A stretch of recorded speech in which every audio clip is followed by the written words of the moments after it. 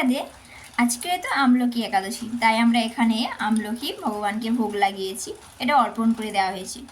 তো এখানে আজকে আমরা এই ফাল্গুন মাসের যে শুক্লপক্ষের একাদশী আমলকি একাদশীর ব্রত মাহাত্ম্যের কথাটা একটু পাঠ করব ও মনোযোগ সহকারে শ্রবণ করব। যুধিষ্ঠির মহারাজ বললেন ভগবানকে যে এই ফাল্গুন মাসের শুক্লপক্ষের একাদশীর নাম কি এবং তার মাহাত্ম্যটাই বা কি। তখন ভগবান বললেন যে এই আমলকি একাদশীর ব্রত মাহাত্ম্যর কথাটা সুন্দর করে কীর্তন করতে লাগলেন। এই একাদশীর নাম হলো আমলকি একাদশী।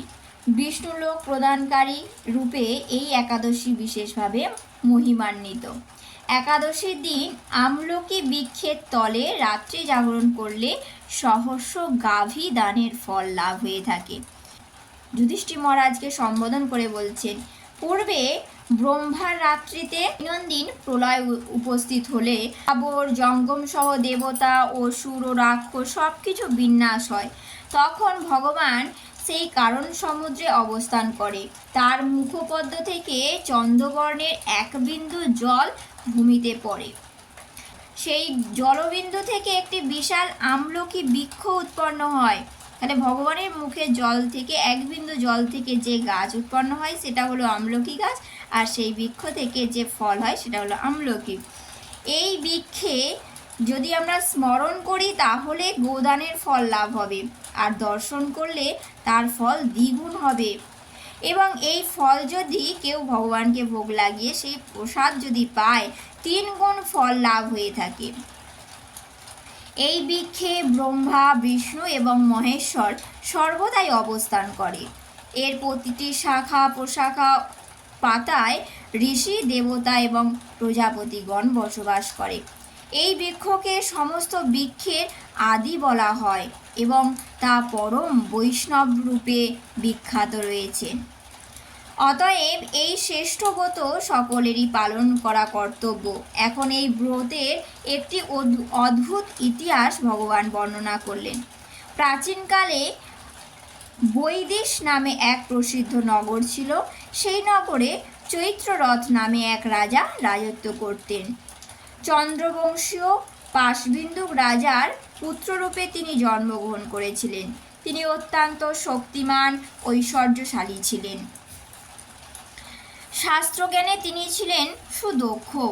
তার রাজ্যে সর্বত্রই মনোরম আনন্দপূর্ণ দিব্য লক্ষ্য করা যেত। প্রজারা ছিল বিষ্ণু ভক্তিপরায়ণ, সকলেই একাদশীর ব্রত পালন করত। তার রাজ্যের কোনো অভাব এবং অমঙ্গল ছিল না। এইভাবে প্রজাদেরকে নিয়ে খুব সুন্দরভাবে রাজা চৈত্ররথ সুখেই দিন যাপন করতে লাগলেন।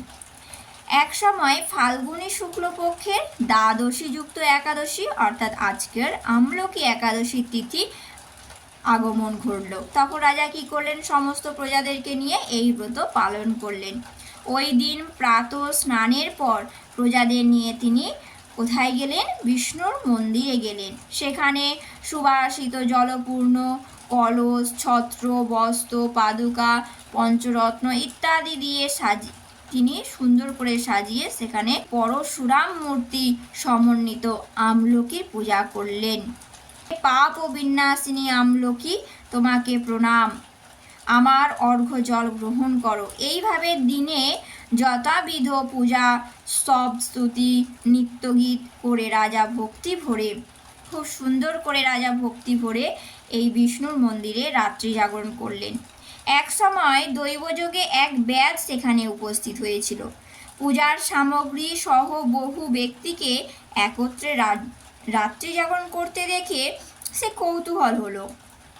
সে কৌতূহলবশত সেই মন্দিরে প্রবেশ করলো। সেখানে কলসের উপর স্থাপিত যে শ্রী বিষ্ণু মূর্তি দর্শন করলো।